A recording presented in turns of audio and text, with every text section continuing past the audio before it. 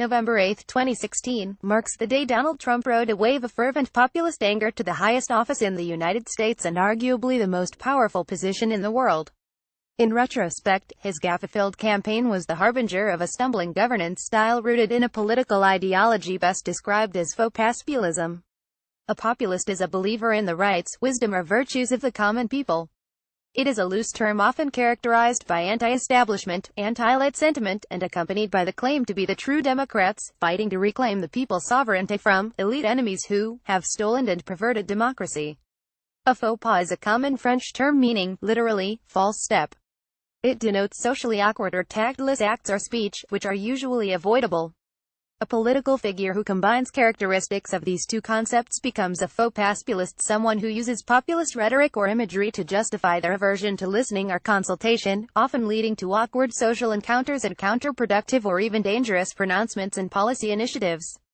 Thus, in contemporary America, faux populism is not simply false populism gilded with an elitist, French accent. It is a consistent set of political decisions undergirded by President Trump's personal ideology where listening is weakness and sneering at expertise is strength. No one person can know it all, therefore by adhering to the idea that he does, Trump's faux populism becomes shackles as he stumbles his way through governance. America is a land richly seeded with populist sentiment.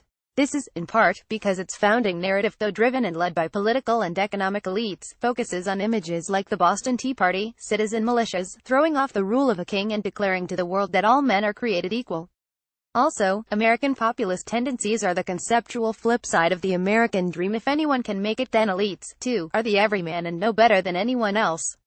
As my grandmother would say in her rich Southern accent, God is no respecter of persons, and neither am I in the U.S. today. Conditions are ideal for these seeds to take root in a rich soil of social discontent and economic malaise.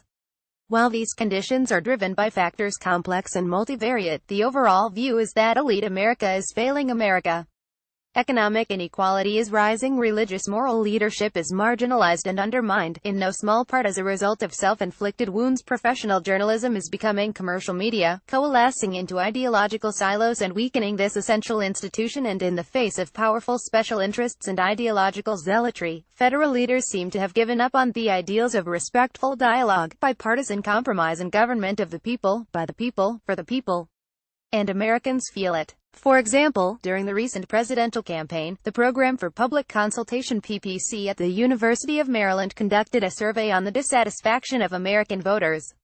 The overwhelming majority, 83% of Republican, Democrat and Independent voters, reported being angry or dissatisfied with the way the federal government works.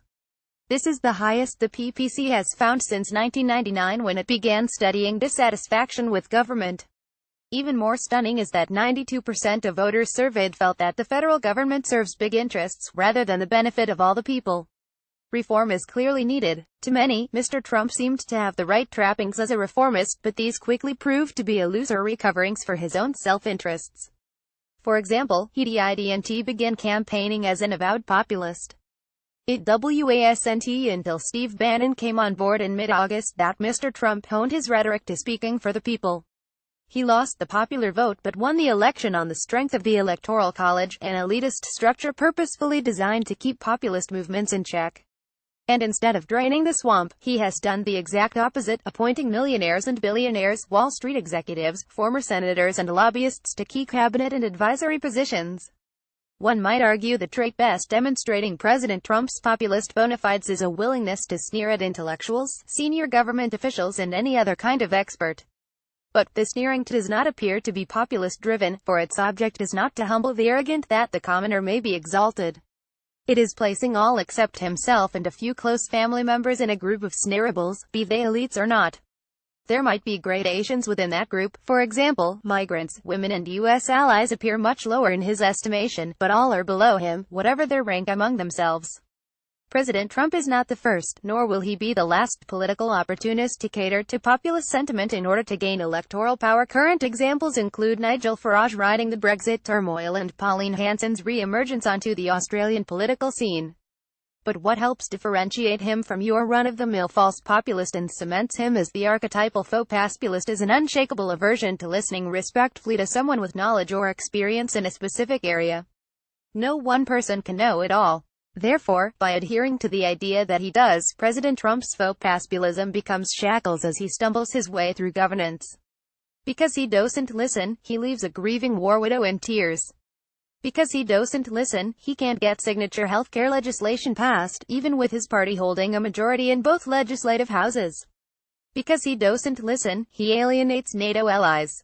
Because he doesn't listen, he cedes the field to an increasingly assertive China by unilaterally pulling out of the Trans-Pacific Partnership and the Paris Accords.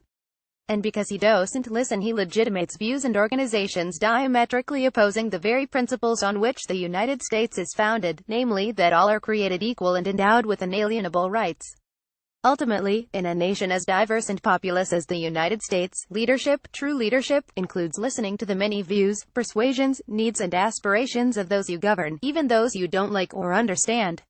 Unfortunately, President Trump's faux populist ideology precludes this type of leadership, and he will continue to commit avoidable gaffes and increasingly serious mistakes, either until he leaves office or he learns to listen. More blog Donald Trump populism populist movement Trump world suggest a correction.